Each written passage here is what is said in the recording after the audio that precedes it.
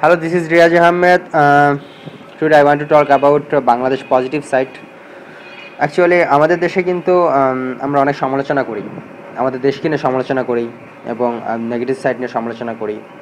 So আমি ভাবছিলাম যে আমাদের দেশে কি এমন কিছু নেই যেটা নিয়ে আমরা পজিটিভলি সমালোচনা করতে পারবো, পজিটিভলি কথা বলতে পারবো এবং আমরা প্রাউড ফিল করতে পারবো। সো যখন ভাবছিলাম তখন আমার কাছে কিছু ব্যাপার মনে হয়েছে যে হ্যাঁ, অবভিয়াসলি আমরা এই ব্যাপারগুলো নিয়ে পজিটিভলি কথা বলতে পারি।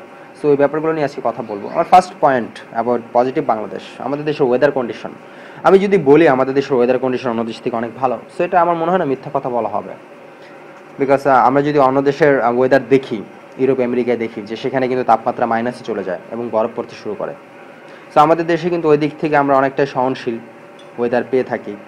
এবং আমাদের পার্শ্ববর্তী কান্ট্রি যেটা ইন্ডিয়া, অল্প কিছুদিন আগে রাজস্থানে প্রায় 50 ডিগ্রি সেলসিয়াস তাপমাত্রা হয়ে গিয়েছিল, যেখানে অনেক মানুষ মারা গিয়েছে এবং লোকজন বাসা থেকে বের হতে পারেনি। সো ওই দিক থেকে কিন্তু আমরা বলতে পারি যে আমাদের দেশে আমরা ওয়েদার নিয়ে অনেক হ্যাপি আছি, যার কারণে কিন্তু আমাদের দেশে কিন্তু অনেক অতিথি পাখি আসে, সাইবেরিয়া অনেক দেশ থেকে আসে আর কি। সো আমরা ওয়েদার নিয়ে হ্যাপি আছি। আমার সেকেন্ড পয়েন্ট, আমরা কিন্তু অনেক ইমোশনাল। সো ইমোশনের দুইটা দিক থাকে, একটা ভালো দিক একটা খারাপ দিক।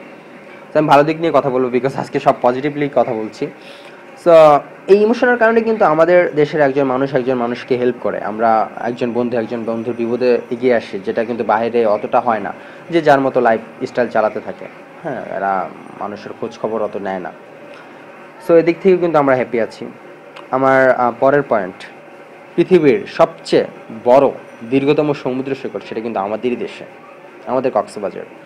আপনারা অনেকে হয়তো গিয়েছেন, আমিও গিয়েছি, অনেক সুন্দর একটা বিউটিফুল একটা জায়গা। দেন আমাদের পৃথিবীর যেই একমাত্র প্রবাল দ্বীপ সেন্ট মার্টিন আইল্যান্ড, সেটা কিন্তু আমাদের দেশে। তারপরে আবার যদি বলি আমাদের পৃথিবীতে একমাত্র ম্যানগ্রোভ ফরেস্ট সুন্দরবন সবচেয়ে বড় যেটা, সেটাও আমাদের বাংলাদেশে। সো আমরা কিন্তু এই ব্যাপারগুলো নিয়ে পজিটিভলি কথা বলতে পারি।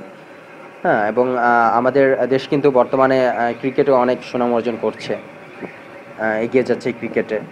এবং পৃথিবীতে ওয়ার্ল্ডে আর কি সবচেয়ে বেশি দিন অলরাউন্ডারে থাকা প্লেয়ার সাকিব আল হাসান, তিনি কিন্তু আমাদেরই দেশে।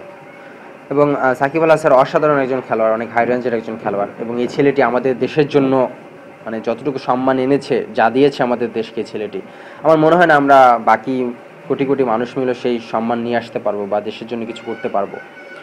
So definitely he is global brand ambassador for Bangladesh. এবং আমরা অনেকেই ভালোবাসি তাকে, অনেক মানুষই তাকে অনেক বেশি পছন্দ করি, সাকিব আল হাসানকে।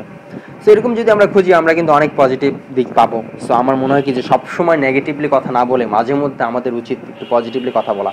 সেটা বাংলাদেশ সম্বন্ধে হোক, নিজের সম্বন্ধে হোক, যে কোনো ব্যাপারে হোক, পজিটিভলি একটু কথা বলুন এবং বাংলাদেশকে পজিটিভলি একটু দেখতে শিখুন। ভালো থাকবেন সবাই, ধন্যবাদ, take care and bye bye, tata.